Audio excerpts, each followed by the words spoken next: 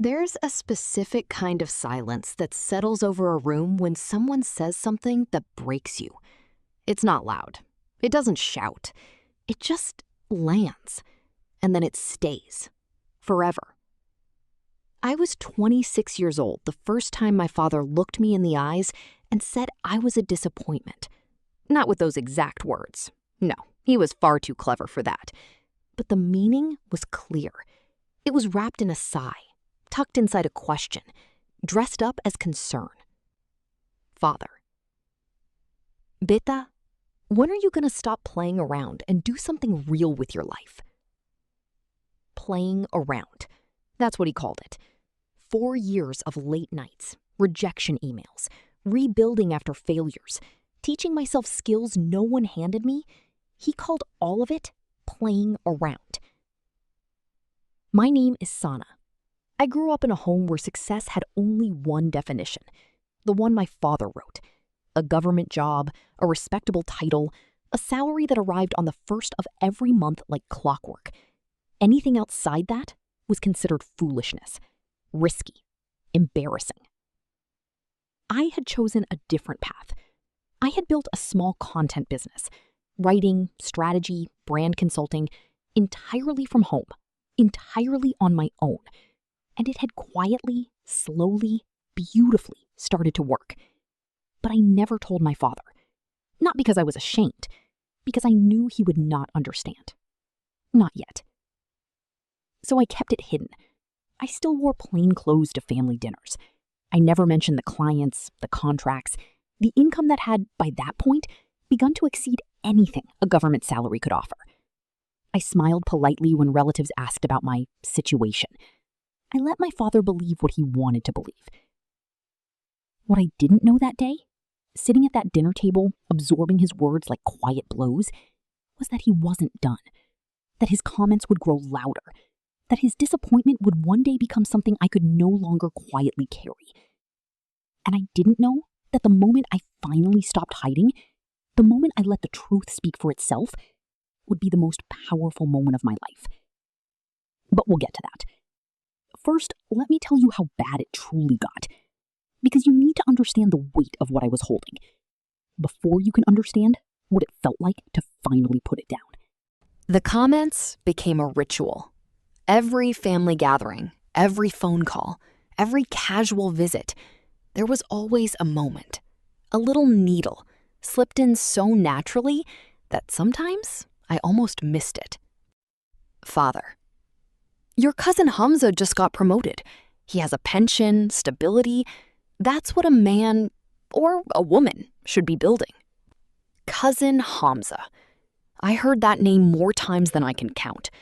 Hamza who wore a tie to work. Hamza who had a government card. Hamza who had never once in his life taken a risk that scared him. I said nothing. I swallowed it, every single time. Because I understood my father. Even when he hurt me, I knew where it came from. The fear, the old world thinking, the idea that safety was the highest achievement a person could reach. I didn't hate him for it. I just quietly disagreed. But then came the day that changed everything. The day he went too far. It was my younger sister Hira's engagement ceremony. The whole family was there. Aunts, uncles, relatives I hadn't seen in years. And somewhere between the chai and the sweets, my father, my own father, stood in the middle of a group of relatives and said it. Sana? Oh, she's still trying to figure herself out. You know how it is with some girls. Not everyone is meant for serious things. The room didn't go silent. That's the worst part.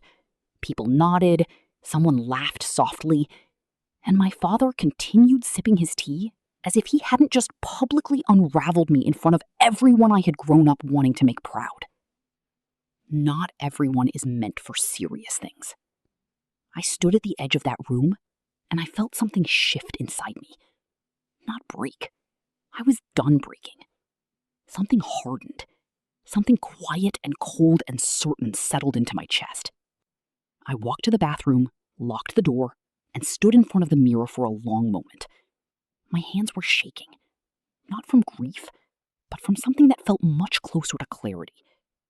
I thought about every late night, every client I had won, every invoice I had sent, every month I had watched my account grow while my father watched television and assumed I was wasting time. I thought about the team I had slowly built. The conversation started naturally enough. My uncle asked about my work. Not cruelly, just casually. The way people ask things at gatherings when silence becomes uncomfortable. And normally, I would have deflected, given a vague answer, smiled and changed the subject. That night, I didn't. I told him the truth. Calmly, clearly, without drama. I told him about the business, the clients, the growth, the team. I mentioned the monthly revenue, not to boast, but because numbers are the only language that silences doubt. I told him I had been running it for 4 years, that it was doing well, that I was proud of it. The room shifted. My uncle's eyes widened, and Aunt leaned in. Someone asked a question, then another. And I answered every one of them with the same quiet confidence. Because I wasn't performing. I was simply finally telling the truth. I did not look at my father during any of this. I didn't need to. But eventually the silence between us became impossible to avoid. And when I finally did glance at him, he was still. His teacup had gone cold in his hands. His face was not angry. It was something much more complicated than anger. It was the expression of a man confronting something he had gotten profoundly, painfully wrong. He did not apologize that evening. Men like my father rarely do. Not quickly, not publicly. But 3 days later, he called me. And in that phone call, for the first time in my life, I heard something in his voice I had never heard before. He said, "I didn't know. I should have asked more. I'm proud of you, Sana." 8 words. 4 years in the making. I held the phone and I cried. Not from sadness, but from the strange relief of being seen by the one person whose blindness had cost me the most. I forgave him. Not because what he did was small. It wasn't. But because chaos